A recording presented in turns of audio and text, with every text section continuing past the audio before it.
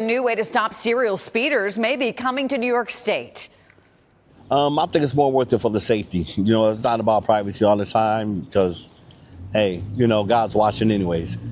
There's been a push in the state Senate for years to cut off super speeders by physically limiting their car speed.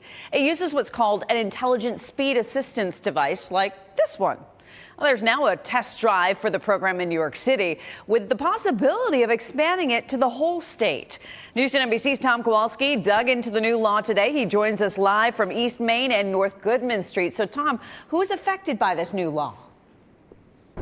Yeah, well, Nikki, right now in our area, nobody for now. But in New York City, anybody who's racked up 16 speeding camera tickets within the past year would have to put a speed restrictor on their car. Now, this is just a pilot program for any of these so-called super speeders. But depending on the results, it could be implemented in any community within New York State that would be interested in it. So if it was implemented right here in Rochester, who would be affected?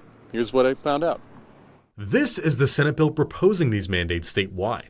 It's still being worked on in the Senate Transportation Committee, but would require any driver who gets 11 or more points on their license within a 24-month period to install a speed limiting device like this one in their cars for a whole year. It would limit drivers to going just 5 miles an hour over the speed limit. I think it definitely has some great uses in terms of enforcing, good driving behavior, especially with people who've had, previous accounts of reckless driving.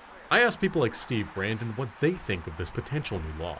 However, the one thing that I was sort of concerned with personally is increasing kind of some sort of, I would say state or local power to, kind of enforce almost like a social credit score, so to speak, on our driving. I think it's a very good idea.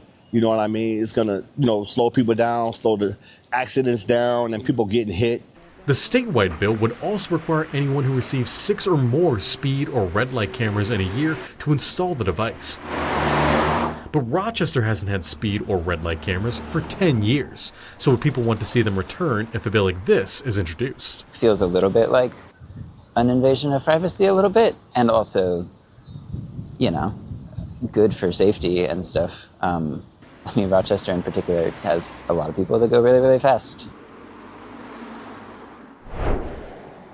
Now, the city is weighing the idea of bringing back that red light and speed camera, that red light and speed camera program through its Rock Vision Zero traffic safety program there. And now leaders are hoping to hear actually from you through a survey that you can find online in that Rock Vision Zero webpage there. We'll have a link to that on WHEC.com when it releases sometime later this week. For now, though, live on East Main, Tom Kowalski, News 10 NBC.